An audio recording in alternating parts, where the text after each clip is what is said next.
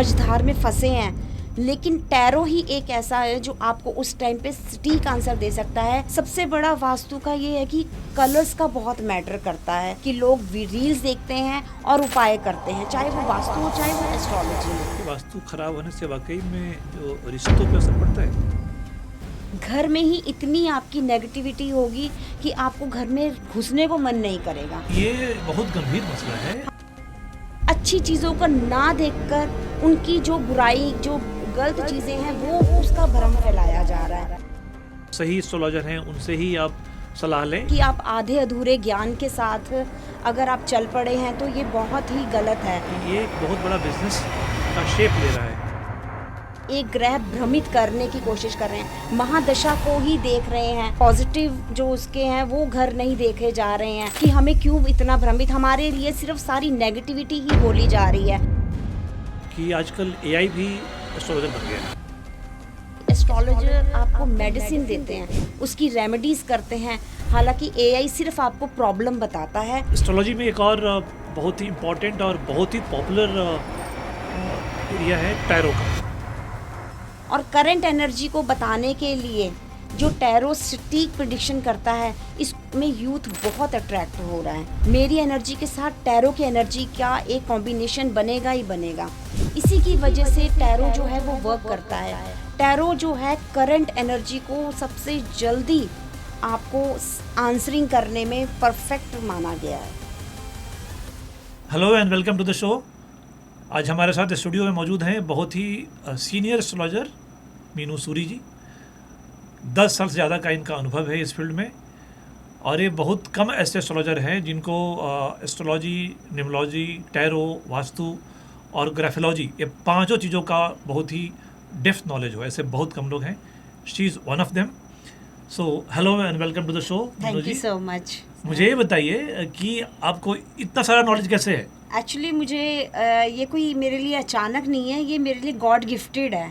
बचपन से ही मुझे जैसे ग्रहों में, तारों में, यूनिवर्स का बहुत शौक था, उनको देखना, उनको समझना।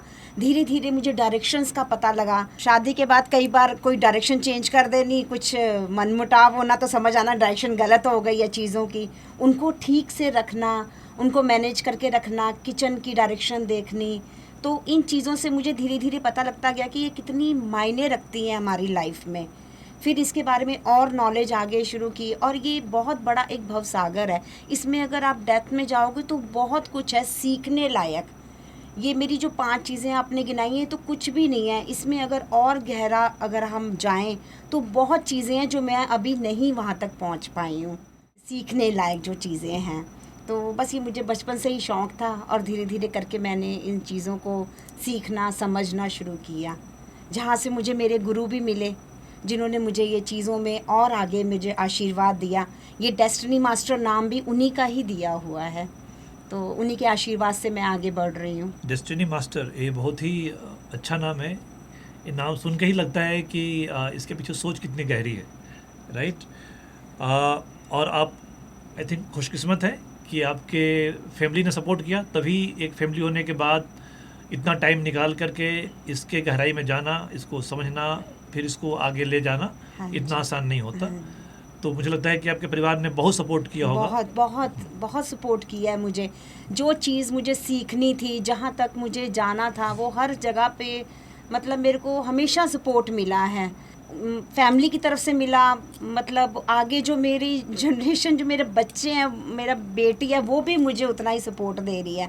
मतलब हर तरफ से मुझे सपोर्ट। और फिर वहाँ से गॉड गिफ्टेड मुझे मेरे गुरु मिले जिन्होंने मुझे इस लाइन में लाए मुझे, और मुझे एक बारीक से बारीक जानकारी हर प्लैनेट्स की, हर चीज़ों की मुझे दी है उन्होंने। मतलब आपके ऐसे बहुत कम लोग होते हैं जिनको इतना सपोर्ट मिलता है, और जो इतना ब्लेस्ड होता है। आप बहुत ब्लेस्ड हैं, वो आपके चेहरे पे दिखता भी है। आपका ऑरा, आपकी एनर्जी बहुत अच्छी है, बहुत प्लेजेंट पर्सनालिटी है आपकी। Thank you so much. तो मैं आता हूँ मुद्दे पे कि ये जो एस्ट्रोलॉजी जो इतना बड़ा ये फील्ड है, और आज के तारीख में बहुत पॉपुलर हो रहा है ये। और मैं देखता हूँ कि इतना भीड़ है, मतलब ये चारों तरफ भीड़ लगी हुई है, राइट? सो ये कोई भी लगता है कि कोई भी जिनको बहुत ज्ञान नहीं है शायद वो भी आकर के सोशल मीडिया पे बोलते हैं कि हाँ भाई ऐसे करोगे तो आपकी किस्मत बदल जाएगी, चाहे टैरो हो, चाहे कुंडली देखने की बात हो। तो ये क्या ऐसा ये सही है, क्या लगता है आपको? नहीं, ये तो बिल्कुल गलत है कि आप आधे अधूरे ज्ञान के साथ अगर आप चल पड़े हैं तो ये बहुत ही गलत है। कुछ 2-4 क्रैश कोर्सेज करके आप इस फील्ड में आगे नहीं बढ़ सकते हैं। इसके लिए बहुत डेप्थ में ज्ञान होना बहुत ज़रूरी है, और फिर इससे लोगों को भ्रमित करना, उनको डराना बहुत ही गलत है। जैसे कि अगर हम राहु ही है, वो किसी की राहु की दशा चल रही होती है तो उस कुछ लोग डरा देते हैं कि भाई आपने ऐसे है, राहु की दशा है, आप ऐसे कर लोगे, आपके साथ एक्सीडेंट हो जाएंगे, आपके साथ ये प्रॉब्लम। हालांकि राहु अगर अच्छे हाउसेस में बैठा है, और 11 हाउसेस जो हमारा है वो सडन सक्सेस का भी घर है। अगर राहु उस हाउस में बैठा है तो वो मतलब हमें कितनी सफलता, कितनी पॉलिटिक्स में कितनी हमें ऊंचाइयां दे देता है। तो ये चीज़ों को, अच्छी चीज़ों को ना देखकर उनकी जो बुराई, जो गलत चीज़ें हैं वो उसका भ्रम फैलाया जा रहा है। तो ये सिर्फ यही है कि आधे अधूरे ज्ञान के साथ चल रहे हैं लोग, ये गलत है मेरे ख्याल से। तो लेकिन ये बहुत गंभीर मसला है। हाँ जी, ये है। कैसे हाँ जी। कैसे इससे लोगों को मतलब थोड़ा उनको अलर्ट किया जाए कि आप एक ट्रैप में ना फंसें, या जो सही एस्ट्रोलॉजर हैं उनसे ही आप सलाह लें, ये कैसे किया सकते हैं? देखिए, अब ये किसी के भी माथे पे नहीं लिखा होता कि वो सही है या गलत है, लेकिन अपनी थोड़ी सोच के साथ ही आप चल सकते हैं।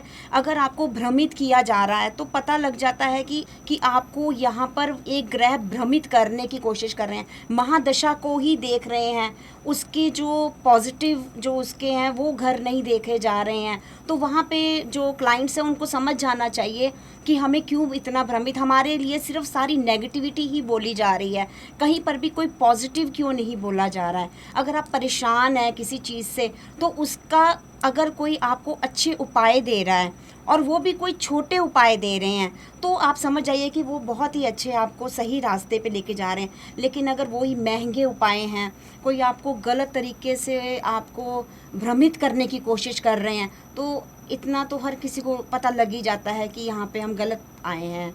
ये तो इतना क्लाइंट्स देख लेते हैं, समझ जाते हैं शायद कई बार। तो मतलब महंगे उपाय वाला एक फिल्टर है, शायद वो रूट में नहीं जाना चाहिए। नहीं, हाँ, वो बहुत गलत है कि अगर आप देखिए ना, अगर आपको मैं ये कहूँ कि अब आप सोना ही पानी में बहाने लग जाएं तो आपका जी सूरज भी ठीक हो जाएगा और आपका चंद्रमा भी, तो ये गलत है ना।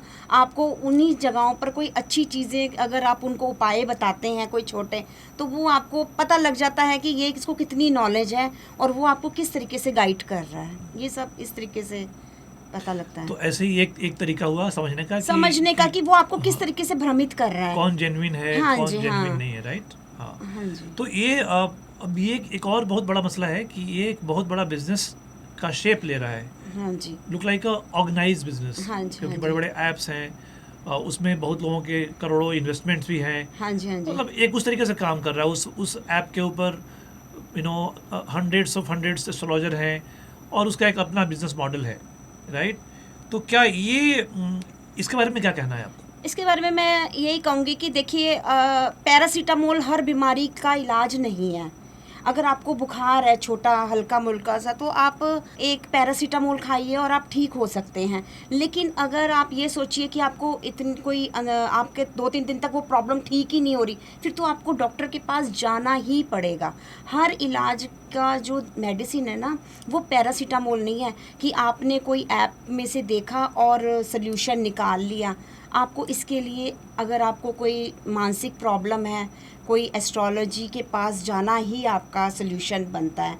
अगर आपको कोई ऐसी, अगर आपकी बॉडी में कोई प्रॉब्लम है तो आपको डॉक्टर के पास जैसे जाना होगा, तो वही है, ऐप आपके इतनी हेल्प नहीं कर पाएंगे। वो जस्ट अ पैरासीटामोल है, मैं इतना ही कहूँगी। कि आजकल एआई भी एस्ट्रोलॉजर बन गया है। हाँ जी, हाँ जी। ठीक है। हाँ जी। तो ये मुझे सुन के तो बड़ा अजीब लगा कि एआई कैसे एस्ट्रोलॉजी करेगा। हाँ जी, आपने ऑफ कोर्स डेटाबेस है, डेटा को लेकर के वो अपना हाँ जी। निकालता है प्रेडिक्शन, लेकिन ये मशीन तो मशीन ही है, हाँ इंसान जी, तो नहीं हो सकता, बिल्कुल। है ना? देखिए, जैसे अगर एआई जो है ना, वो आपको हर चीज़ की बारे में बताएगा, क्योंकि उसको ग्रहों का पूरा एक नॉलेज जो है, बुक्स उसके अंदर फीड की है, वो आपको हर ग्रह के बारे में बताएगा।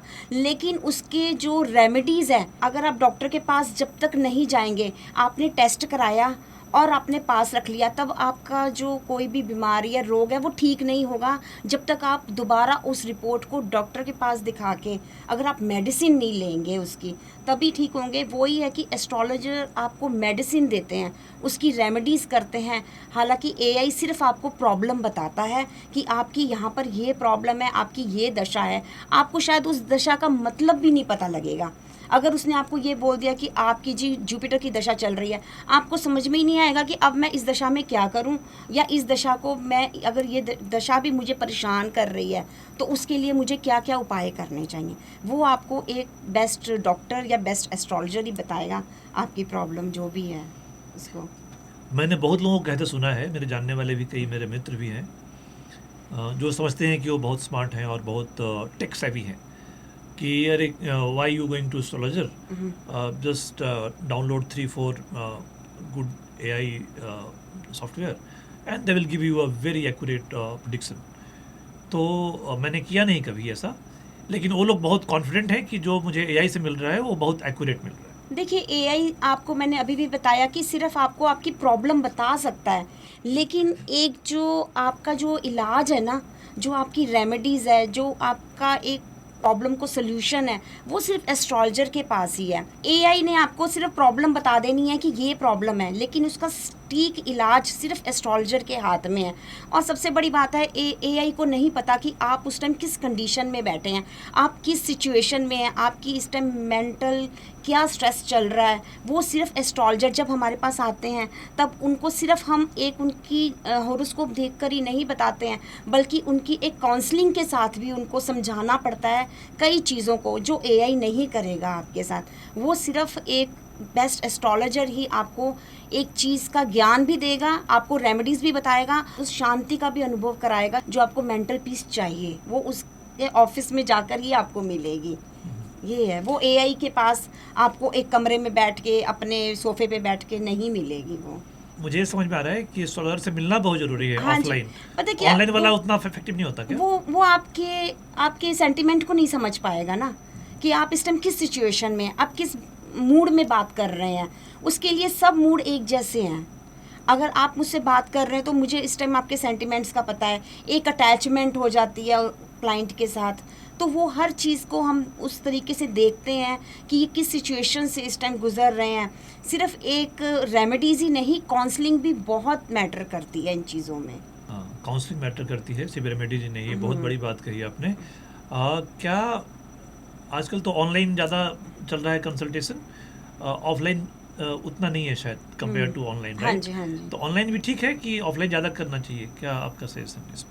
ऑनलाइन भी ठीक है, लेकिन उस टाइम पे फिर जैसे स्क्रीन शेयर करके फिर वो बेस्ट रहता है। अगर मैं बिल्कुल ही अगर ये कहूँ कि ऑन सिर्फ विदाउट वीडियो, उसमें मेरे से इतना ज़्यादा अटैचमेंट नहीं हो पाती क्लाइंट से। फिर वो बस जस्ट ये है कि उन्होंने मुझे अपनी प्रॉब्लम बताई और मैंने उनको उनका सोल्यूशन बताया, यहाँ तक रिश्ता रह जाता है। लेकिन अगर आप ऑफिस आते हैं या फिर आप वीडियो में स्क्रीन शेयर करके बात करते हैं तो उसमें एक अटैचमेंट होती है क्लाइंट के साथ। तो फिर उसमें हम बात करते हैं और आपको आपकी सिर्फ एक प्रॉब्लम ही नहीं, उसका सोल्यूशन डेप्थ से समझने की कोशिश करते हैं कि ये प्रॉब्लम आई कहाँ से है और इसका कहाँ सोल्यूशन है। आप आवाज़ से भी पकड़ते हो, साउंड एनर्जी भी पकड़ते हो अगर सुन करके? हाँ जी, 100% हमारे को आवाज़ साउंड बहुत इफ़ेक्ट करता है कि वो किस बिहेव में बात कर रहा है इस टाइम।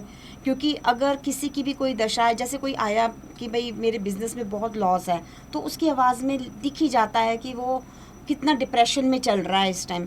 और अगर वो मतलब अपनी मैरिज को लेके परेशान है तो वो उतना ही अग्रेसिव में आ जाता है, आप बोलता है, तो हमें पता होता है कि वो किस सिचुएशन में इस टाइम चल रहा है।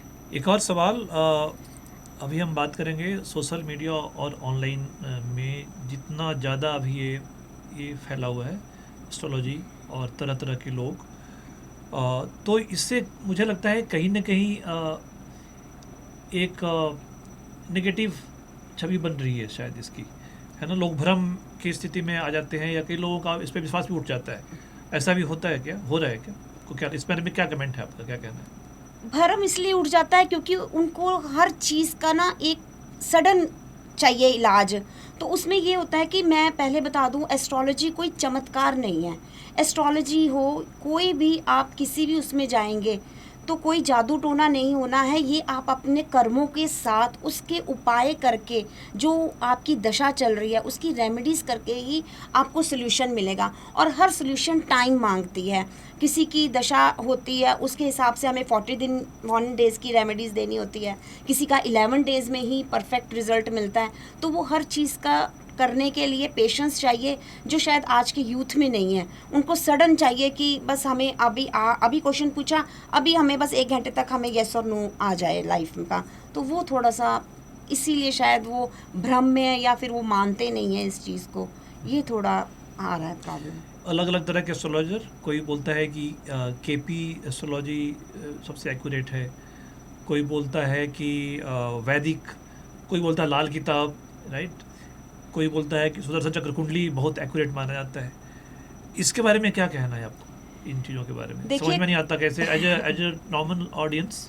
बिल्कुल, मैं आपको समझाती हूँ।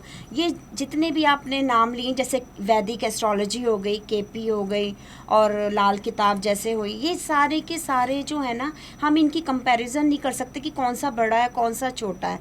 क्योंकि आप जब आप बीमार होते हो तो आप कभी आयुर्वेदिक दवाइयाँ खाते हो, कभी आप होम्योपैथिक की लेते हो, कई बार आप फिर डॉक्टर के पास जाते हो कि भाई हम मेडिसिन प्रॉपर अपना डायग्नोज करा के प्रॉब्लम को सॉल्व करें अपनी। तो ये वही चीज़ें हैं जो वैदिक हैं, वो ग्रहों की चाल से समझते हैं, भाव देखते हैं, ठीक है, और उसके नक्षत्र से देखते हैं, दशा से देखते हैं वैदिक वाले, ठीक है। वैदिक से हम ये देखते हैं कि कौन सी दशा चल रही है और कौन सी महादशा चल रही है। केपी एस्ट्रोलॉजी में हम लोग नक्षत्र देखते हैं कि कौन सा नक्षत्र है, कौन सा उप नक्षत्र है इस टाइम, उसके अकॉर्डिंग टू हम लोग सारा उसका प्रिडिक्ट करते हैं। और जो आप लाल किताब कह रहे हैं, इसकी रेमेडीज़ इतनी सटीक होती हैं कि आप कोई सी भी, हम लोग जब उसके थ्रू रेमेडीज़ बताते हैं तो उसका इफ़ेक्ट बहुत जल्दी देखने को मिलता है। इसलिए किसी को भी हम ये नहीं कह सकते कि ये भ्रम है, क्योंकि जो भी बेस्ट एस्ट्रोलॉजर होगा उसको इन सब की क्वालिटीज़ का पता है कि वो सब क्या क्या अपनी अपनी सीट पे बैठ के क्या क्या रोल अदा कर रही हैं। इसीलिए एक को नहीं पकड़ सकते। अगर कोई आयुर्वेदिक ठीक हो रहा है तो वो होम्योपैथी को गलत कह रहा है, तो इसमें कोई वो नहीं है, उसको नॉलेज ही नहीं है। लेकिन होम्योपैथिक में भी कई बड़ी से बड़ी बीमारियों का इलाज हो जाता है। तो हर तरीका सही है, सब बेस्ट है। तो मतलब कई रूट हैं बेसिकली। हाँ जी, बेसिकली कई रूट्स के साथ चलना होता है, और जिनको नॉलेज होती है उनको सब पता है भी है। जो अच्छे ज्योतिष हैं उनको सारा पता होता है, केपी का भी उनको पता होता है और उनको वैदिक का भी। तो उनको ऐसी कोई भ्रम का नहीं लगता है इस चीज़ में। ये बताइए कि एस्ट्रोलॉजी को लेके पूरी दुनिया में यहाँ पे ज़्यादा एक अजीब सी लोगों के मन में एक रहता है कि कैसे है, क्या है, क्योंकि ये बहुत अनसीन विज्ञान है ना। भरोसा, जब बात सच हो गई तो भरोसा बढ़ जाता है, नहीं हुई तो लगता है कि क्या बात, मतलब ऐसे ही है। सो ये जो पूरा विज्ञान है, ये काम कैसे करता है वाकई में? ये बहुत मतलब इसमें एक विज्ञान वाली बात है क्या? 100% है। मैं आपको बताती हूँ, जैसे अगर हम मून की जब हम अपना पूरी सर्कल देखते हैं तो आपको पता है कि समुद्र में भी ज्वार भाट उसी के थ्रू आता है ना। फोरकास्ट जैसे हम देखते हैं तो वही मून हमारा मन का कारक है, क्योंकि हमारा खुद का शरीर 70% पानी से बना हुआ है। तो हम लोग उस ग्रह के साथ जब जोड़ते हैं तो खुद को में भी देखते हैं कि कितना उन दिनों में चेंजेस आते हैं, जब हमारी खुद का मून का गोचर चल रहा हो या उसकी दशा चल रही हो। तो ये चीज़ें हमारी बहुत इफ़ेक्ट करती हैं। एस्ट्रोलॉजी कोई आपको साइंस इसलिए मानना पड़ेगा क्योंकि आपको पहले से ही बता दिया जाता है कि बाहर बारिश होने वाली है, आपको छाता लेके चलना है। तो ये फ़र्क पड़ता है, और इसकी जो है बेनिफिट्स हैं एस्ट्रोलॉजी के, और इसको भी साइंस माना जा रहा है। आने वाले टाइम में जो नहीं मान रहे हैं वो भी धीरे धीरे मान रहे हैं अब। तो एस्ट्रोलॉजी में एक और बहुत ही इम्पोर्टेंट और बहुत ही पॉपुलर एरिया है टैरो का। टैरो का जो परसेप्शन मैं समझता हूँ जितना, कि ये बहुत यंग लोगों का एक एरिया है, खास करके स्टूडेंट्स या जो लोग अभी नया नया करियर शुरू कर रहे हैं उनको ज़्यादा साथ सूट करता है। ऐसा है क्या? ऐसा क्यों है? ऐसा इसलिए क्योंकि वो करंट एनर्जी ज़्यादा फोकस करता है टैरो ना। टैरो आपको बहुत जल्दी, और आजकल का मैंने पहले भी बात की, जो यूथ है ना वो वेटिंग नहीं है, बहुत जल्दी फटाफट उनको आंसर चाहिए हर बात का। इस चीज़ के लिए टैरो जो है वो नंबर 1 इसलिए आ रहा है क्योंकि टैरो आपको सटीक उसी टाइम येस और नो का रास्ता बता देता है। अगर आपने कोई क्वेश्चन रखा है कि ए या बी, तो टैरो आपको उसी टाइम येस और नो में आंसरिंग देने में सक्षम कह सकते हैं कि बहुत ही फास्ट है। और करंट एनर्जी को बताने के लिए जो टैरो सटीक प्रेडिक्शन करता है, इसमें यूथ बहुत अट्रैक्ट हो रहा है कि ये चीज़ जो है उनको अच्छी लग रही है कि अगर वो कोई क्वेश्चन पूछ रहे हैं कि हम इस जॉब को ज्वाइन करें कि ना करें, तो वो टैरो उस एनर्जी को एक मतलब स्टार्टिंग में ही बैलेंस में उनको आंसरिंग दे देती है। तो ये उनके लिए तभी उनको अट्रैक्ट कर रहा है टैरो। मुझे नहीं समझ में आता कि कार्ड काम कैसे करता है। पूरी एनर्जी के साथ, जिस दिन, अब ये मैं पर्सनल ले रही हूँ, पर जिस दिन आप अगर कभी मेरे साथ टैरो का अगर ऐसा कभी लेंगे तो आप खुद भी मानेंगे कि टैरो इतना ज़्यादा मतलब सटीक उसी टाइम टू टाइम आंसर दे देता है। और मैं कई बार खुद अचंभित हो जाती हूँ कि मेरे मन में कोई क्वेश्चन होता है और टैरो का आंसर उस टाइम उसी पर ही आता है। क्योंकि कई बार मैं खुद के लिए भी जब निकालती हूँ ना, तो मैं बहुत ही ज़्यादा हैरान हो जाती हूँ कि मेरे मन में जो सवाल था वो किसी को नहीं पता था घर में भी, और टैरो ने आंसरिंग की है। तो पावर किस में है, कार्ड में कि एस्ट्रोलॉजर ये एक्चुअली में ये एक दोनों के साथ ही जुड़ के चलता है, मेरी एनर्जी और टैरो कार्ड्स की एनर्जी। ये हमारे अकेले का नहीं है, मेरी एनर्जी के साथ टैरो की एनर्जी का एक कॉम्बिनेशन बनेगा ही बनेगा। इसी की वजह से टैरो जो है वो वर्क करता है। टैरो जो है करंट एनर्जी को सबसे जल्दी आपको आंसरिंग करने में परफेक्ट माना गया है। तो कार्ड में एनर्जी कैसे आ सकती है?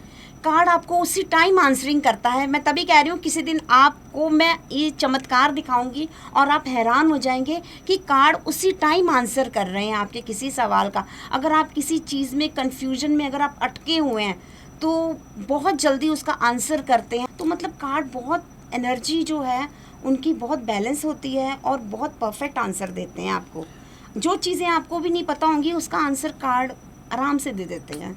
अब मैं समझा कि क्यों यूथ में पॉपुलर है टैरो वाला है ना। हाँ। टैरो में मैं जितना मैं देखते रहता हूँ सोशल मीडिया में, ज़्यादातर फीमेल ज़्यादा होती हैं टैरो कार्ड में, ऐसा क्यों? एक्चुअली फीमेल में ना सिक्स सेंस बहुत तेज होती है। ये शायद आप भी इस बात को एग्री करेंगे कि फीमेल्स की सिक्स सेंस जो होती है वो बहुत तेज़ होती है। और दूसरी बात है कि फीमेल के अंदर एक इमोशनल टच होता है जो वो क्लाइंट के साथ जल्दी बना लेती हैं। तो ये होता है कि जब कार्ड की शफरिंग की जाती है तो वो क्लाइंट की बात से और जो एक इंट्यूशन पावर जो चलती है वो कार्ड के साथ बहुत कनेक्टिविटी जल्दी बन जाती है। तो इसीलिए इस फील्ड में लेडीज़ ज़्यादा हैं। इस चीज़ को लेडीज़ जल्दी समझ रही है कि कौन सा कार्ड क्या कहना चाह रहा है। तो ये इंट्यूशन पावर समझ लीजिए या फिर एक ऐसी एनर्जी समझ लीजिए सिर्फ लेडीज़ के लिए काम कर रही है। ऐसा है, लेकिन उसमें मैं देखता हूँ ज़्यादातर गुड लुकिंग लेडी ज़्यादा आती है टैरो में, ऐसा क्यों? ऐसा कुछ है नहीं है कि मतलब आप करो, पर हाँ ये है कि क्योंकि टैरो का मेन जो कलर है ना वो लेवेंडर शेड है, ठीक है। तो वो खुद ही एक भड़कीला सा आप समझ रहे होंगे कि कलर है, तो इसलिए लेडीज़ हो गए या कोई भी, तो वो एक तरीके से अपने आप को वैसा, शायद मुझे बोलना नहीं चाहिए, अपने आप को प्रिटेंड करते हैं कि हम भी टैरो के एनर्जी के साथ मैच कर रहा है वो कलर। हालांकि ऐसा कुछ भी नहीं है, आप नॉर्मल भी रह के कर सकते हैं। लेकिन एक ये है कि क्रिस्टल्स और स्टोन्स वगैरह जो होते हैं एनर्जी का बैलेंस बनाने के लिए बहुत यूज़ होते हैं, इसलिए आपने उनको कई बार देखा होगा कि बहुत क्रिस्टल यूज़ होते हैं। मैं खुद भी जब टैरो का अपने शफरिंग करती हूँ तो मेरी टेबल पे बहुत आपको क्रिस्टल्स मिल जाएंगे, हो गए 2-3 तरह के, जैसे पैरामिड्स हो गए, आपको दिख जाएंगे। तो वो एक एनर्जी को बुलाने के लिए कह लीजिए, एनर्जी की बैलेंस करने के लिए वो चीज़ें हमें रखनी पड़ती हैं, क्योंकि जो स्टोन्स होते हैं ना वो एनर्जी को अट्रैक्ट करने के लिए सबसे बड़ी चीज़ माने जाते हैं। तो ये टैरो का जो विज्ञान है या जो ये एक विधा है, ये सीख के किया जाता है कि सीखने के बाद प्रैक्टिस भी करनी पड़ती है? सीखने के बाद प्रैक्टिस भी करनी पड़ती है बहुत ज़्यादा। जैसे अब कोई क्वेश्चंस आते हैं तो उनके थ्रू, जैसे मैं अपना ही बता रही हूँ कि जब मैंने टैरो सीखा था, सीख के तो आप एनर्जी नहीं आ सकती आपके अंदर में। हमको भी पढ़ा सकता है कि हाँ टैरो ऐसे ऐसे आप देख सकते हो, ये हाँ जी, तरीका है। हाँ। लेकिन फाइनली तो ये जुड़ा हुआ है आपकी एनर्जी से, डिवाइन एनर्जी से जुड़ा हुआ हाँ है। जी, हाँ जी। तो डिवाइन एनर्जी कहाँ से आएगी? डिवाइन एनर्जी आती है प्रैक्टिस से। जब आप बैठ के उस चीज़ को आप फ्लो में लाते हैं, जैसे जब आपको इस चीज़ की नॉलेज दी जाती है ना, तो आपको वो तरीका समझाया जाता है कि आपने एनर्जीज को किस तरीके से बूस्ट करना है उस एनर्जी को। तो उस एनर्जी को बुलाने के लिए, उस तरीके को यूज़ करने के लिए जो प्रोसेस है, उस प्रोसेस में भी हमको उस चीज़ के लिए प्रैक्टिस करनी पड़ती है। उस कार्ड को मतलब उसको चार्ज करना पड़ता है, कार्ड को भी, उस कार्ड को यूज़ करने से पहले भी और मतलब रखने के टाइम में भी हमें एक ऐसा यूज़ करना पड़ता है कि जैसे उसमें एक्चुअल एनर्जी है, कोई वो जस्ट नॉट एक कागज़ के पेजेस हैं, वो एनर्जी के तरह से ही हम यूज़ करते हैं उसको ना, कि वो सच्ची में एक ऐसा है जो हमें आंसर दे रहा है कोई क्वेश्चंस के ना। तो इसीलिए मतलब इसमें थोड़ी प्रैक्टिस भी चाहिए, क्योंकि हर कार्ड को समझना बहुत ही आपको पता इम्पॉर्टेंट है। एक एक कार्ड की नॉलेज भी होनी चाहिए, और इन चीज़ों को समझने के लिए तो आपको प्रैक्टिस तो डेली होगी। हर चीज़ प्रैक्टिस मांगता है, कहते भी हैं प्रैक्टिस में मैन परफेक्ट। तो वो जो जवाब आना है वही कार्ड आपके हाथ में आ जाता है। 100% है। ये कैसे होता है? ये एनर्जी बैलेंस है। यही मैंने आपको बोला, करंट एनर्जी के लिए टैरो जो है वो आज की डेट में नंबर 1 पे माना जा रहा है। क्योंकि अगर आप 2 मझधार में फंसे हैं, लेकिन टैरो ही एक ऐसा है जो आपको उस टाइम पे सटीक आंसर दे सकता है कि आप राइट को जाएं या लेफ्ट को जाएं। ये सिर्फ टैरो ही आपको समझा सकता है। सो टैरो, मुझे लगता है कि आज के ज़माने में tarot is more popular than Vedic astrology. नहीं, ऐसे तो नहीं है। मैं वैदिक को भी बहुत देखती हूँ। जब मेरे पास टैरो के लिए कोई आता है तो उसके साथ मैं वैदिक को भी कई बार जोड़ती हूँ, पर टैरो को इसलिए ज़्यादा मैं मान रहे हैं आजकल की जनरेशन, क्योंकि इसमें ना आपको डेट ऑफ बर्थ नहीं चाहिए, इसमें आपको बर्थ टाइम नहीं चाहिए, इसमें आपको मुझे कोई भी आपकी जानकारी नहीं चाहिए, बस आपका सवाल चाहिए, आपको उसका आंसर चाहिए। तो शायद इसलिए वैदिक थोड़ा पीछे और टैरो इसीलिए आगे आ रहा है, क्योंकि लोग अपनी जानकारी ना तो उनको पता है और ना ही वो देना चाह रहे हैं अपनी डेट ऑफ बर्थ। सीधा क्वेश्चन पूछना चाहते हैं कि हमें ये क्वेश्चन है, हमारे इस टाइम ये प्रॉब्लम है, हमारा ये सोल्यूशन हो जाए। तो इसीलिए शायद टैरो में थोड़ा शॉर्टकट ज़्यादा हो जाता है। शॉर्टकट ज़्यादा है। और आपको पता भी है जो ये जनरेशन है, ये थोड़ा वेट, इनके अंदर पेशेंस लेवल कम है, इनको हर चीज़ फटाफट आंसरिंग चाहिए, तो वो एक मैटर कर रहा है।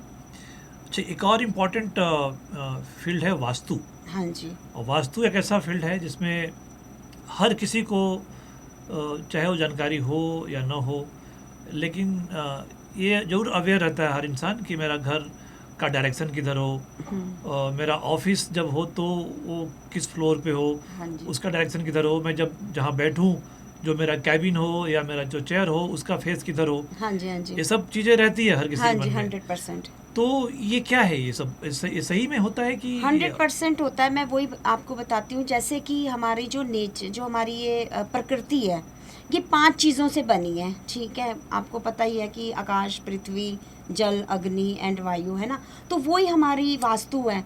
वास्तु भी इन्हीं डायरेक्शन को देखता है। जैसे सूरज जहाँ से निकलता है नॉर्थ ईस्ट, उसी चीज़ को हम लोग, अब देखिए विटामिन डी अगर हम जोड़ लें उसके साथ, तो कितना बेस्ट हमारे लिए, कितनी ज़रूरी है हमारी बॉडी के लिए विटामिन डी। तो हम नॉर्थ ईस्ट साइड डायरेक्शन को ही खुला और हवादार रखने का ही उनको देते हैं, बोलते हैं अपने क्लाइंट्स को कि वो जगह आप खाली रखिए, उसको हल्का फुल्का रखिए, उसको थोड़ा ओपन रखिए, ताकि सूरज की पहली किरण आपके ऊपर पड़े और आपके अंदर जो डेफिशिएंसी है, क्योंकि हेल्थ के ऊपर रिलेटेड होता है नॉर्थ ईस्ट, तो इससे आपकी जो है हेल्थ भी परफेक्ट रहे। तो ये चीज़ें बहुत मैटर करती हैं वास्तु का हर डायरेक्शन।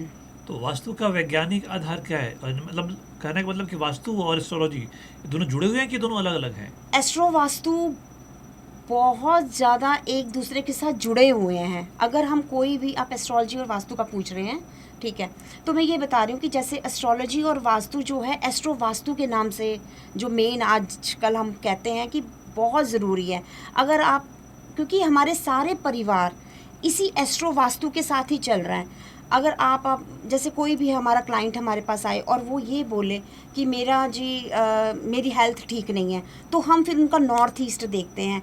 अगर हम एस्ट्रोलॉजी में अगर उनकी कुंडली खोलते हैं, उनका हॉरोस्कोप में अगर हमें ये पता लगता है कि शनि की महादशा चल रही है, तो हम उनका वेस्ट पोर्शन देखते हैं घर का कि उनका वेस्ट कैसा चल रहा है।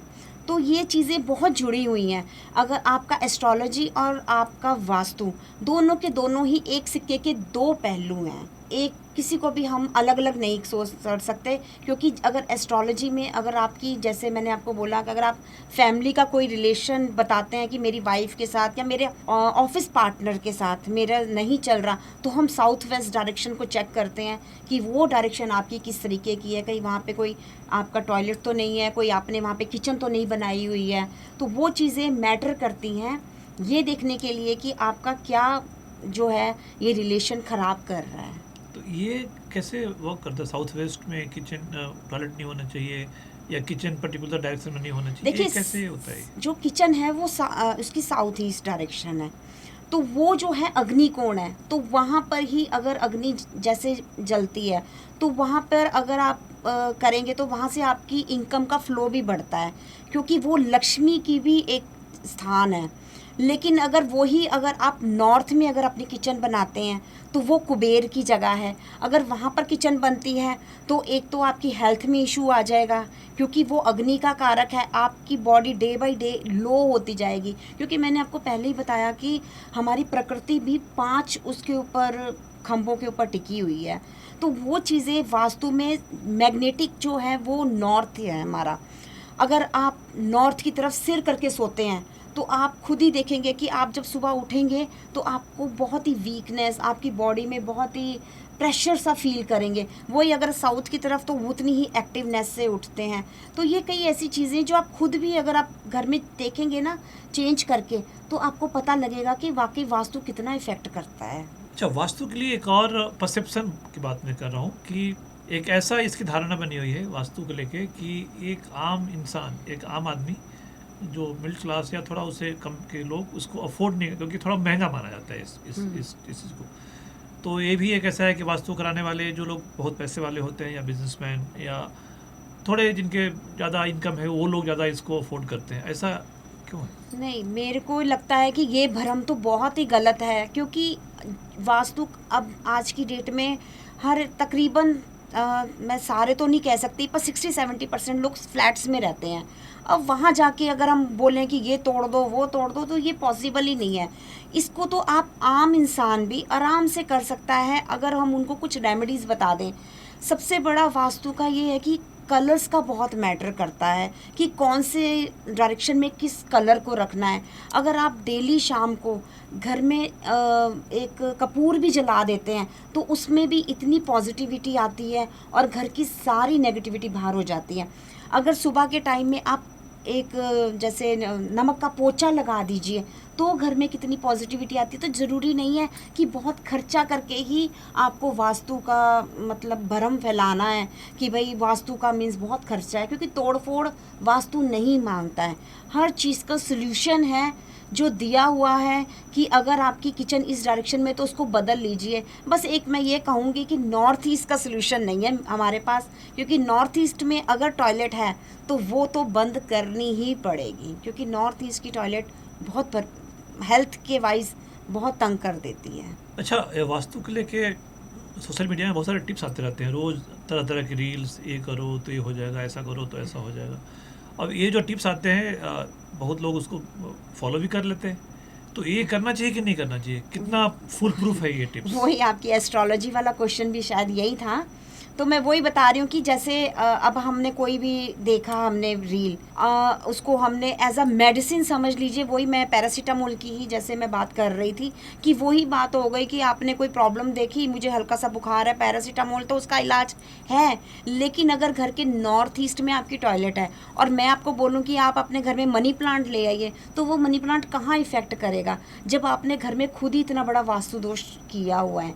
तो इसीलिए किसी भी रील को देखकर पहले उस चीज़ को अपने घर में लाने से या कोई भी उस चीज़ का उपाय करने से पहले ये देखिए कि वो डायरेक्शन उस तरीके से है जिस तरीके से वो बननी चाहिए थी। पहले उस डायरेक्शन को समझना बहुत ज़रूरी है।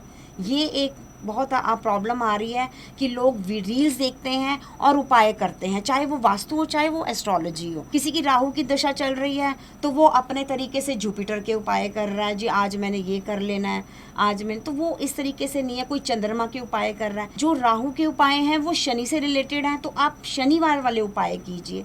ये मैटर करती हैं चीज़ें ना। अच्छा, ये बताइए कि वास्तु खराब होने से वाकई में जो रिश्तों पे असर पड़ता है, रिश्तों पे, करियर पे, हेल्थ पे, बिजनेस पे, उस पे असर पड़ता है क्या? हाँ जी, अगर वास्तु घर का खराब है तो घर में मतलब रिश्ते और बिजनेस तो बहुत दूर की बात है, घर में ही इतनी आपकी नेगेटिविटी होगी कि आपको घर में घुसने को मन नहीं करेगा। क्योंकि अगर देखिए, जैसे आप रिलेशन की बात कर रहे हैं, ये हमारा साउथ वेस्ट है। अगर इसमें अगर आपने इसको खुला छोड़ा हुआ है, इसमें किचन बना दिया, इसमें आपने टॉयलेट बना दिया है, तो ये आपको सबसे ज़्यादा साउथ वेस्ट ख़राब करेगा। क्योंकि ये साउथ वेस्ट होता है पार्टनर्स का स्पेस। यहाँ पे थोड़ा भारी सामान रखिए, अलमारी रख दीजिए, इसको थोड़ी सी, इसकी वॉल भी कई बार हम बढ़ाने को बोल देते हैं कि ताकि वो थोड़ा स्पेस भारी हो जाए। वही नॉर्थ ईस्ट है, वो हमारी हेल्थ से रिलेटेड है। उसको अगर हम थोड़ा क्लीन रखें, साफ़ सुथरा रखें, तो उतना ही हमारा शरीर की मतलब फिट एंड फाइन रहेगा। क्योंकि मैंने पहले भी बताया कि वहाँ से सूर्य देवता का जब आगमन होता है, और जब हम सुबह 2 मिनट भी अगर हम वहाँ खड़े होके सूर्य देवता को जल देते हैं, तो उनकी जो पॉजिटिव किरणें हैं हमारी बॉडी पे जाते ही कई बीमारियों से हमको जो है वो बचा लेते हैं। ग्राफोलॉजी भी एक बड़ा ही ट्रेंड में है आजकल। हाँ जी। तो ये क्या है ग्राफोलॉजी का, मतलब इसकी खासियत क्या है? What is this all about? Graphology जो है वो है जैसे सिग्नेचर है, तो सिग्नेचर उससे आपका नेचर पता लगता है। ग्राफोलॉजी अगर कहूँ तो इसकी जगह पे अगर मैं ये कहूँ कि ग्राफो ये थेरेपी है एक तरह की। इस थेरेपी को हम यूज़ करते हैं किस अपने क्लाइंट्स के उस टाइम के जो उसका जो टाइम पीरियड चल रहा है, जो डिप्रेशन में जा रहा है या जो उसके कारोबार में लॉस चल रहा है, वो उस चीज़ों को देखने के लिए हम लोग ग्राफोथेरेपी यूज़ करते हैं उसके साथ। क्योंकि जब वो लिखते हैं ना, तो उनके लिखने से, उनकी लिखने की स्पीड से, उनके लिखने के तरीके से, क्योंकि जो हम पेन पेंसिल से लिखते हैं वो सारा हमारा माइंड से चलता है, तो वहाँ से माइंड से हमारा जो है कनेक्शन होती है उसकी, तो उससे हमें पता लगता है कि इनके सिचुएशन क्या चल रही है, इनके माइंड में क्या चल रहा है, और इनके लिखने के तरीके से ये भी पता लगता है कि ये किस सिचुएशन में इस टाइम लिख रहे हैं। हर चीज़ का आप राइटिंग से उस मतलब इंसान का हमें ये सारी नेचर का पता लग जाता है उस टाइम पर ना। मुझे ये बताइए कि हाँ जी। ग्राफोलॉजी भी क्या एस्ट्रोलॉजी का एक पार्ट है, उसी के अंदर में आता है? हाँ जी, बिल्कुल। देखिए, जो राइटिंग पद्धति है ना, वो हमारी इंडिया से ही स्टार्ट हुई थी, ठीक है। ये पूरी तरीके से कहना कि ग्राफोलॉजी इंडिया की नहीं जी, वेस्टर्न से आई थी, पश्चिम से, तो ये थोड़ा सा मेरे को गलत लगता है। क्योंकि ललित जो विकसित है वो हमारे प्राचीन भारत से ही शुरू हुआ।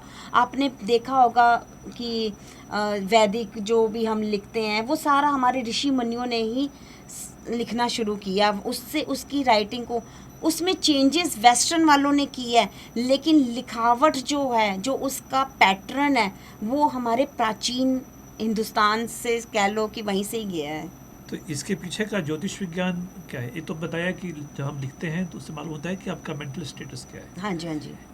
But when will come to the astrology, तो ग्राफोलॉजी के पीछे का जो एस्ट्रोलॉजिकल साइंस है वो क्या है? देखिए, एस्ट्रोलॉजिकल साइंस ये है कि जब आप लिखते हैं ना, तो उस लिखावट से पता लगता है कि उसकी स्पीड क्या है, ठीक है।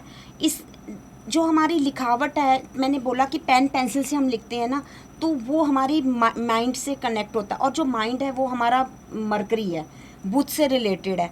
तो उस ग्रह को देखकर पता लगता है कि ये किस सिचुएशन में इस टाइम चल रहे हैं। तो उस सिचुएशन को अगर उसके साथ ही कंपैरिजन किया जाए, तो ग्राफोलॉजी और एस्ट्रोलॉजी दोनों के दोनों एक साथ जुड़े हुए हैं।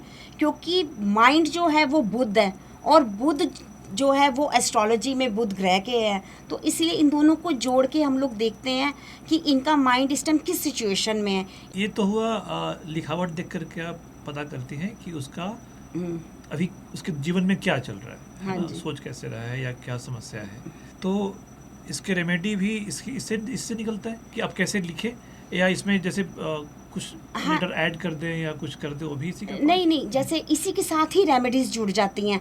जैसे अगर कोई अगर देखिए, जैसे कोई टी बना रहा है, ठीक है, टी लिखते लिखते उसने ऐसी डंडी बनाई और निकल गया, तो हमें पता लग जाता है कि इसका जुपिटर में प्रॉब्लम आ गई है, ठीक है। वही अगर आप कुछ लिख रहे हैं, जैसे कोई सिग्नेचर कर रहे हैं, तो उसमें आप गोल गोल घुमा घुमा के लिख रहे हैं, तो हमें पता लग जाता है कि इस टाइम इसका दिमाग इतना घुमा हुआ है, दैट मीन्स कि राहु का कोई इफेक्ट पड़ा हुआ है इसके ऊपर। ऐसे ही अगर लिखते समय आई की बिंदी नहीं लगाई है, तो हम पता लगा लेते हैं कि चंद्रमा इस टाइम स्टेबल नहीं है, क्योंकि माइंड स्टेबल नहीं है। आई की बिंदी लगाना कितना इंपॉर्टेंट है ये तो आपको भी पता है, अक्षर ही चेंज हो जाता है। अगर वो बिंदी लगा के बिना ही आगे चला जा रहा है, दैट मीन्स कि वो उस टाइम माइंड स्टेबल नहीं है, और माइंड भी हमारा जो है वो चंद्रमा के साथ रिलेटेड है। तो ये चीज़ें हम लोग उसके हिसाब से फिर रेमेडीज़ करते हैं। तो बहुत इंटरेस्टिंग बात बताई आपने कि लिखावट से लेटर का या फिर कोई बिंदी न लगे तो उससे क्या हम पता लगा हाँ जी। लेते हैं। ये ज़्यादातर आजकल ये कॉरपोरेट में ज़्यादा चलन में है। हाँ जी। इसकी वजह से तो नहीं कि वहाँ पे सिग्नेचर का बड़ा इम्पोर्टेंस है, how you do your signature. Signature का भी बहुत इफ़ेक्ट है, और सबसे बड़ी बात ये है कि जैसे कोई इंटरव्यूज़ दे रहे हैं, आप इंटरव्यूज़ जैसे किसी से भी ले रहे हैं, तो वो बहुत ही एक कॉन्फिडेंशली इंटरव्यू दे रहे हैं, लेकिन जब वो कुछ लिखते हैं तो उधर से पता लग जाता है कि वो कितना सच बोल रहा है, क्योंकि माइंड बैलेंस जो होता है वो राइटिंग से पता लगता है। तो वो कितना सच बोल रहा है और कितना झूठ बोल रहा है, ये अपनी जॉब में कितना लॉयल्टी रखेगा और कितना नहीं रखेगा, वो उस राइटिंग से पता लग जाता है।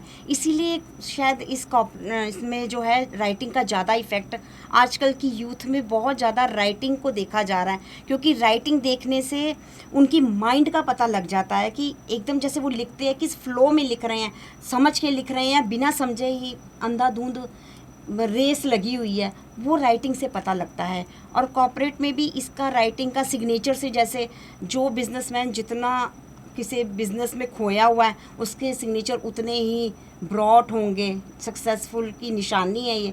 और जो जितना ही थोड़ा सोच समझ के चल रहा है वो उतना ही सोच के लिख रहा है, तो वो पता लगता है कि आप अपने बिजनेस को लेके कितना कॉन्सेंट्रेशन से चल रहे हैं।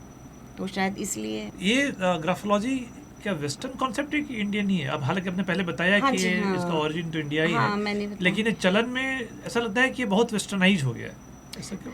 एक्चुअली में उन्होंने काफ़ी चेंजेस किए हैं, और शायद इस वजह से, लेकिन मैंने आपको पहले भी बताया कि आई ये ललित कला उसमें से विस्तार से ही आई है।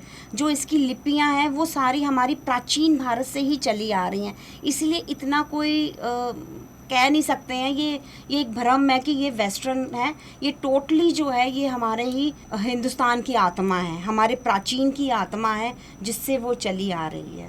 अच्छा, ग्राफोलॉजी का जो होता है कंसल्टेशन, ये ज़्यादा महंगा होता है क्या?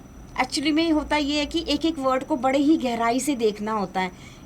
एस्ट्रोलॉजी में एक वो पैटर्न बनाया अपने हॉरोस्कोप का, और आपने हाउसेस देख के उसी टाइम प्रिडिक्शन कर दी, लेकिन ग्राफोलॉजी में एक 1 to हर वर्ड को बड़ा ही आराम से देखा जाता है, कितना गैप छोड़ा है आपने, ई कैसे बनाया है आपने, एस कैसे बनाया है, आपके सिग्नेचर किस तरीके से हैं। एक एक वर्ड की बड़ी गहराई से उसको समझने के लिए टाइम लगता है। और इस जो मैंने आपको पहले भी बताया, ये जो ग्राफोथेरेपी है, इसको कंप्लीट करने के लिए भी 21 या 30 डेज़ लग ही जाते हैं। तो इस वजह से थोड़ा टाइम पीरियड भी लंबा लेके जाता है, तो इसलिए थोड़ी फीस ज़्यादा है। नहीं, ठीक है, ज़्यादा मेहनत तो ज़्यादा फीस होनी भी चाहिए। तो क्या इसमें इसका जो लर्निंग है, इसमें क्या हर लेटर के बारे में बताया जाता है कि 100% हिंदी के भी, हिंदी के हाँ जी, और इंग्लिश के भी। आप क्योंकि आप हर भाषा में आ सकते हैं ना, कोई ऐसा कोई पर्टिकुलर नहीं है ना। तो जैसे अगर अब हर भाषा का भी हमें ज्ञान नहीं हो सकता, तो फिर हम उसकी बनावट देख के बता सकते हैं, उनमें उन अक्षरों में कितना गैप छोड़ा है उन्होंने। कुछ अक्षर ऐसे होते हैं जो कुछ हमारी मिक्स ही होते हैं, कई बार कोई लिखने की तरीका कुछ ऐसा होता है, तो उससे हमें पता लगता है कि कितना किस पेशेंस के साथ उसको लिखा गया है, या कितनी हबड़ा दबड़ी में लिखा गया है। तो वो सारे को देखने के लिए थोड़ा समझना तो पड़ता ये है, तो बहुत depth तक। स्टडी करना पड़ता होगा। बहुत ज़्यादा, तभी तो फीस ज़्यादा है। तभी फीस ज़्यादा है थोड़ी। नहीं, ठीक है। एक और आखिरी चंक जो है वो बहुत पॉपुलर और बहुत इंपॉर्टेंट चंक है, वो है न्यूमरोलॉजी का। हाँ जी, हाँ जी। अंक ज्योतिष में ऐसा लगता है कि हर इंसान अपने आप में एस्ट्रोलॉजर है। आप किसी से ही बात करेंगे सब बताएगा कि आपका ये वाला नंबर इसमें जोड़ देंगे तो ये हो जाएगा, ये नंबर आपके लिए ठीक है, वो नहीं सही है। राइट। अच्छी बात है कि ये बहुत पॉपुलर है और बहुत इजी टू अंडरस्टैंड है, इसलिए हर कोई इसके बारे में ज़्यादा बात करता है। राइट। तो ये क्या ऐसा तो नहीं कि ये नीम हकीम वाली बात हो जाती है कई बार, जो कम जानकारी जो हो फिर भी आप। हाँ जी, वो तो बिल्कुल हाँ। सही है, क्योंकि आजकल क्या हो रहा है, 1 से लेकर 9 तक अक्षरों की जानकारी ले ली तो वो समझते हैं हम न्यूमरोलॉजिस्ट बन गए, पर ये बात नहीं है। जैसे कि अगर सिर्फ न्यूमरोलॉजी में 1 से लेकर 9 तक अक्षरों की जानकारी नहीं रखनी है, उसका पूरा लोशोग्रेट भी समझ के आना चाहिए। उसका ड्राइवर नंबर, कंडक्टर नंबर, उसका कुआं नंबर हमें समझ होनी चाहिए कि वो क्या चीज़ें हैं। जो मतलब सिर्फ एक आप 4 नंबर देख के प्रिडिक्ट नहीं कर सकते कि ये कैसा है। अगर ये तो बहुत शरारती टाइप बंदा है, इसका दिमाग बड़ा खुराफाती है, ऐसे नहीं कर सकते। 4 नंबर सडन सक्सेस का भी नंबर है, मैंने आपको पहले भी बताया शायद, है ना। तो ये इस तरीके से है, ऐसा कोई वो नहीं है कि सिर्फ 4 नंबर देख के हम प्रिडिक्ट कर सकें। 4 के साथ उसका कंपैरिजन ड्राइवर नंबर क्या है वो भी बहुत ज़्यादा मैटर करता है। तो ये बड़ा कॉमन बातचीत में लोग आपस में बात करते हैं कि अच्छा आपका नंबर 1 है तो आपके फ्रेंड फला फला नंबर वाले होंगे और आपकी इनसे नहीं बनेगी, या आपका 2 नंबर है तो आपके ये फ्रेंड बनेगी, ये आपके फ्रेंड नहीं बनेगी। ये सब सही होता है क्या? नहीं, होता तो सही है, लेकिन आप सिर्फ एक नंबर से नहीं देख सकते। आपको पूरा उसका ड्राइवर नंबर, कंडक्टर नंबर पता होना चाहिए कि वो किस तरीके से प्रॉपरली है। अगर आप एक नंबर के साथ सोचो कि मेरा 1 है, अब अगले बंदे का 8 है, तो हमारी पटेगी नहीं, हम दोनों की बॉन्डिंग नहीं होगी, क्योंकि एक सूरज का है और 8 शनि का है। पर ऐसा नहीं है, उस टाइम पे ड्राइवर नंबर और लोशो भी देखना बहुत ज़रूरी है उसका, कि लोशो में कौन कौन से नंबर जो हैं, अगर वो नंबर उसके नहीं है तो हो सकता है उसके पार्टनर के वो नंबर हों, तो वो कमी पूरी करता हो दोनों की। तो इसीलिए दोनों का देखना बहुत ज़रूरी हो जाता है। सिर्फ आप 1 8 और 1 9 ऐसे नंबर देखकर नहीं प्रेडिक्ट कर सकते। इसमें तो 2 है ना बेसिक, एक होता है लाइफ पाथ नंबर और एक होता है भाग्यांक। हाँ जी, हाँ जी, ये सब हाँ। क्या है जरा सा ये समझाइए। वही मैं बता रही हूँ, जैसे आप जैसे समझ लो कि एक किसी का एक डेट ऑफ बर्थ है, 1/1/2001 ले लेते हैं। तो जैसे ड्राइवर नंबर हो गया 1, ठीक है, और कंडक्टर नंबर को प्लस कर देना है, 2 और 1 3 4 5 5 हो गया, और 1 और 5 का कॉम्बिनेशन हो गया। आप देखिए बुध आदित्य योग बन गया यहाँ पे। बिजनेस में नंबर 1 बचा होगा जो भी है ये। और सबसे बड़ी बात है कि बुद्धि, लीडरशिप क्वालिटी जो जन्म से ही उसके अंदर सिर्फ एक देखकर ये कह देना कि सिर्फ जी लीडरशिप है, नहीं, उसका बिजनेस 5 मिल गया तो वो बिजनेस में भी ग्रोथ करने वाला बच्चा है। तो इस तरीके से जोड़ के सारा लोशो पता लगता है।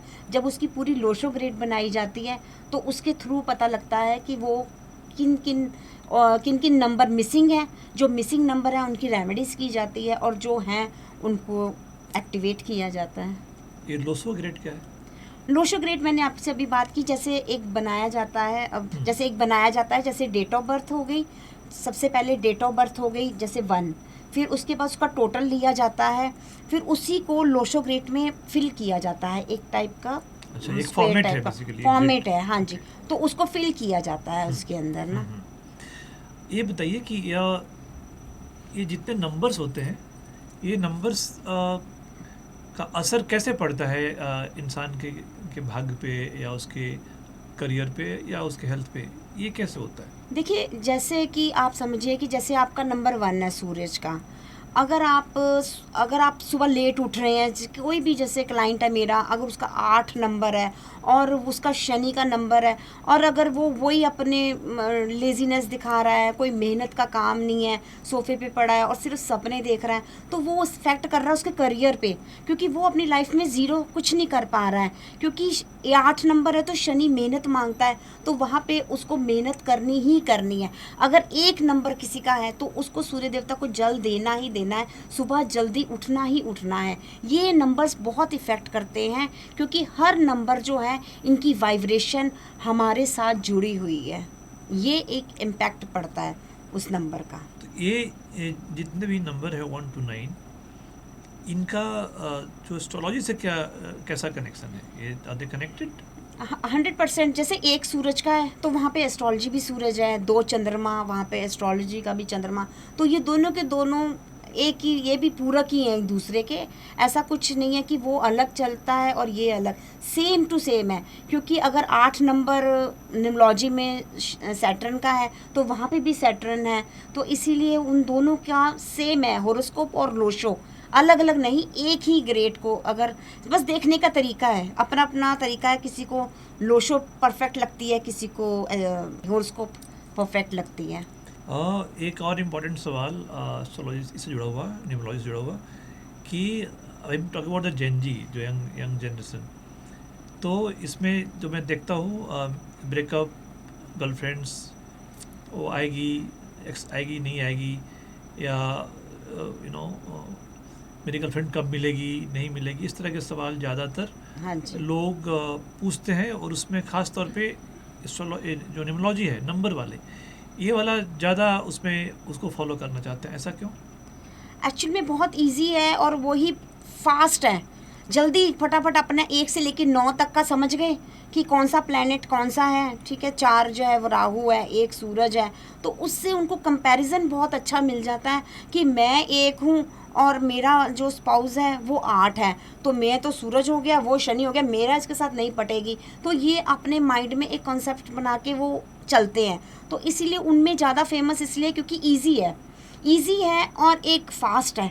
जल्दी ज़्यादा होरोस्कोप में डेट ऑफ बर्थ, टाइम वो देने की ज़रूरत नहीं। सिर्फ अपना डेट ऑफ का जो है एक टाइम डेट देखी, बर्थ डेट, और उसकी अपनी पार्टनर की बर्थ डेट देख ली, तो वहीं से ही पता लग जाता है कि ये इसके साथ मेरा लाइफ लॉन्ग चलेगा कि नहीं चलेगा। 1 4 का है तो नहीं जी, ये तो गलत है, वो राहु है, मैं सूरज हूँ, ठीक है। 2 6 का है, मैं चंद्रमा हूँ, वो शुक्र है। तो वो थोड़ा सा इसलिए फेमस जेनजीज में हो रहा है क्योंकि थोड़ा इजी टू वे है समझना। ज़्यादा एक्यूरेट कौन है, बाकी सब पहले वाले है कि न्यूमरोलॉजी? क्योंकि ये नंबर है, नंबर इज़ वेरी डेफिनेट, ये दिखता है, 1 2 3 4 ये दिखता है, बाकी चीज़ें एब्स्ट्रैक्ट हैं शायद, राइट? तो इसलिए हो सकता है कि ज़्यादा लोग इस पर बिलीव करें। नहीं, ऐसी तो कोई बात नहीं है। कोई ऐसे किसी को ऊंच नीच नहीं बोल सकते कि एस्ट्रोलॉजी नंबर 2 पे है और न्यूमरोलॉजी नंबर 1 पे है। जिसको समझ है वो हर तरीके से, अगर किसी एस्ट्रोलॉजर के पास जाता है तो उसने हर तरीके से देखना है अपने क्लाइंट का कि उसको सटीक प्रेडिक्शन देने के लिए ये 5 उसके हथियार समझ लीजिए। न्यूमरोलॉजी, एस्ट्रोलॉजी, वास्तु, ये 5 तरह के, एक कहते हैं ना कि वो शक्तियाँ जो पहले अर्जुन ने ली थी महाभारत में युद्ध के लिए, तो वो उसी तरीके से वो शक्तियाँ हैं जो उसको मिल गई कि अपने क्लाइंट की प्रॉब्लम को सॉल्व करने के लिए। इसमें ये ज़रूर है कि न्यूमरोलॉजी को जो मतलब एस्ट्रोलॉजर की बात नहीं मैं कर रही हूँ, जो जेनजीज हैं वो जल्दी समझ गए हैं 1 से लेकर 9 तक, तो वो उसके साथ ज़्यादा प्रेडिक्ट करके अपना कर लेते हैं। लेकिन ऐसा है नहीं है, जब प्रॉपरली देखा जाता है तो क्या पता 1 और 8 का भी कॉम्बिनेशन बहुत शानदार बन रहा हो। कई बार ऐसा भी होता है कि एक मेहनत है और एक लीडरशिप है, तो वो दोनों जुड़ जाते हैं तो अपना एक अलग ही ग्रोथ दिखा देते हैं। अच्छा, मैं एक रैपिड ये सवाल पूछना चाहता हूँ आपसे, 1 to 9 का। ये 1 2 3 जितने भी नंबर्स है, 1 to 9, ये हाँ सब जी। नंबर्स किस किस चीज़ के लिए ज़्यादा वो है? के करियर लिए, की बात मैं करता हूँ। जैसे नंबर 1 हो गया, आप लीडरशिप क्वालिटी है तो आप पॉलिटिक्स में जाइए। अपना बिजनेस किसी में कुछ करना है जिसमें आप लीडर बन सकते हैं, वो हो गया। नंबर 2 होते हैं थोड़े इमोशनल, तो ये बिजनेस में तो नहीं, क्योंकि इसमें लीडरशिप थोड़ा चाहिए, थोड़ा स्ट्रांग होना चाहिए, तो वो नहीं, तो वो जॉब में जा सकते हैं। एक क्रिएटिविटी माइंड बहुत होते हैं चंद्रमा वालों के। नंबर 3 जो होते हैं वो जुपिटर है, तो इनको ज्ञान बहुत है, ज्ञान का सागर समझ लीजिए। जो किताबें पढ़ने के लिए अगर बच्चा है तो वो परफेक्ट है, फिर वो उसको बहुत नॉलेज है। 4 नंबर वाला जो है वो कंप्यूटर की नॉलेज, इलेक्ट्रॉनिक जो है उनका बहुत उसमें माइंड रह सकता है स्ट्रॉन्ग, कि वो उसको सारे कंप्यूटर की, जैसे आजकल ये हैकर्स वगैरह को मात देने वाली वो क्वालिटीज़ 4 नंबर वालों के पास है। 5 नंबर वाले बिजनेस, क्योंकि बुद्धि बहुत है। कंगी, गंजे को भी कहते हैं, कंगी बेच आते हैं, ये ऐसे होते हैं। 6 नंबर वाले लग्जीरियस, जैसे कि डेकोरेटिव सामान हो, फिल्म स्टार्स हों, मीडिया का कोई ऐसा क्षेत्र हो जिसमें वो जाना चाहते हों, तो वो 6 नंबर वाले हैं। 7 नंबर वाले स्पिरिचुअल नेचर के होते हैं, थोड़ा आध्यात्मिक की तरफ, मंदिर में जुड़े होने वाले, पूजा पाठ से जुड़े होने वाले। 8 नंबर वाले उतने ही मेहनती, किसी भी मेहनत से डरने वाले नहीं होते हैं। और 9 नंबर वाले बहुत स्ट्रॉन्ग, एनर्जेटिक, एनर्जी से ही काम करने वाले, एनर्जी के साथ ही हर काम को पूरा करने वाले होते हैं। किसी भी कहते हैं ना, किसी काम में सिलेंडर ना करना, वो 9 नंबर वालों की क्वालिटी होती है। लेकिन सबके कंपेटेबल नंबर कौन कौन से हैं? 1 और 9 का बहुत शानदार नंबर है, क्योंकि 1 जो है वो सूरज का है और 9 मंगल देव का है। क्योंकि लीडरशिप और स्ट्रॉन्गनेस जब मिलती है तो बहुत अच्छे रिजल्ट मिलते हैं। 1 और 5 का बहुत शानदार है, क्योंकि बुध आदित्य योग बनता है, अब आने भी वाला है, 15 जून से स्टार्ट होने वाले हैं बुध आदित्य योग। बहुत जैसे ये निचले कारोबार जिनके, जो कह रहे हैं कि हमारा कारोबार ठप हो गया है, उनके भी आप सुनेंगे कि जी हमारा का बहुत चलने, ग्रोथ आई है, तो वो देखने को मिलेगा। क्योंकि जो सूर्य देवता हैं वो मंगल के साथ उनकी कंजक्शन होने वाली है। तो ऐसे कई योग हैं जो देखने में लगते हैं कि अच्छे कंपैरिजन हैं। 2 और 5 का बड़ा शानदार कॉम्बिनेशन है, क्योंकि माइंड के साथ जब इमोशनल जुड़ जाते हैं तो शायद डॉक्टर्स की तरह चलते हैं, जो इमोशनली होते हैं। क्योंकि जो 2 नंबर वाले थोड़े सेंटिमेंट होते हैं, तो ये नर्सिस जो होते हैं ये सब ये 2 नंबर में आते हैं, क्योंकि ये हर किसी के साथ बहुत जल्दी अटैच हो जाते हैं। अगर ये किसी बिजनेस में जाते हैं 2 और 5 के साथ, तो उधर भी अपने स्टाफ के साथ, अपने कलीग्स के साथ बहुत प्यार से रहने वाले होते हैं। तो काफ़ी कॉम्बिनेशंस ठीक लगते हैं। तो वाले तो सब महात्मा गांधी, अमिताभ बच्चन, शाहरुख खान, अजय देवगन, सारे 2 नंबर वाले ही हैं। हाँ जी, राजेश खन्ना। हाँ जी। तो ये लोग इमोशनल लोग हैं, but they are very successful. हाँ, दे आर सक्सेसफुल आल्सो। तो मतलब वहाँ भी स्कोप है। हाँ जी, हाँ। मैं अभी 2 नंबर इसलिए पूछ रहा हूँ। अच्छा है। इमोशनल है आप। ये तो आप पता होगा आपको, इमोशनल होंगे आप। जी जी। आपको सबसे ज़्यादा किस तरह के लोग आपसे कंसल्ट करते हैं? किस मतलब ज़्यादा रिश्तों वाले लोग या करियर वाले या हेल्थ वाले, कैसे लोग ज़्यादा आपको रिलेशनशिप, क्योंकि आज की डेट में मैं देख रही हूँ कि मतलब इतना ज़्यादा एक वीनस का कह लो या लग्जीरियस में रहने की लोगों को आदत पड़ गई है, सहन शक्ति ख़त्म होती जा रही है, तो रिलेशनशिप बहुत टूट रहे हैं। तो उसके लिए मुझ पे ज़्यादा आ रहे हैं मेरे पास डिवोर्स वाले, सेपरेशन वाले, ये केसेस ज़्यादा मैं देखने को मिल रहा है। क्योंकि पेशेंस लेवल जो है ना, एक जो पहले होता था वो अब पेशेंस लेवल ख़त्म होता जा रहा है। 2 पार्टनर्स के बीच में जो एक बॉन्डिंग होती थी वो नहीं है अब। तो मेरे पास शायद इस तरीके के ज़्यादा क्लाइंट्स आ रहे हैं। तो इसकी वजह ग्रहों की चाल है या क्या है? ग्रहों की चाल तो नहीं कह सकते, ये कुछ ऐसा है कि आज की डेट की जो भागदौड़ है ना वाइफ को वो भी जॉब कर रही है, हस्बैंड भी जा रहे हैं 9 to 5, तो एक दूसरे के साथ टाइम नहीं स्पेंड कर पा रहे हैं, जिसकी वजह से ये हो रहा है कि टाइम ना स्पेंड होके सिर्फ अपना लग्जीरियस मोमेंट देखते हैं कि हमें अगर कुछ पल है तो वो किस तरीके से हमें खुशी खुशी बिताना है। तो कई बार किसी का मूड ऑफ है तो उस वजह से रिलेशन में थोड़ा खटास आ जाती है, या सेपरेशन का उनका ये होता है कि माहौल घर का बन जाता है। So, ये बेसिकली जमाने की बात है, जमाना बदल रहा है, जमाना बदल रहा है, ऑप्शंस भी बहुत हैं आजकल के, सॉरी टू से। आजकल लड़कों के पास बहुत ऑप्शन है, लड़कियों के पास ऑप्शन है, तो वो एक दूसरे का पेशेंस लेवल जो है ना वो खत्म हो गया है, एक दूसरे को सहन करने का। ऑल्सो इंडिपेंडेंस भी बढ़ रही है लोगों की। हाँ, ये भी है मेन कि हाँ, उनके भाई अर्निंग बहुत है तो हाँ जी, हाँ, वो फिर वो फिर डिपेंड नहीं रहते हैं, और फिर वो एक दूसरे की सुनते भी नहीं है कि भाई मैं भी जॉब करके आ रही हूँ, आप भी करके आ रहे हो, तो फिर इक्वल से ही चलें, तो वो थोड़ा ज़्यादा आ रहा है। तो ज़माना बदल रहा है, इसलिए रिश्ते बदल रहे हैं। Thank you very much for coming to the show. Thank you so much मुझे बुलाने के लिए।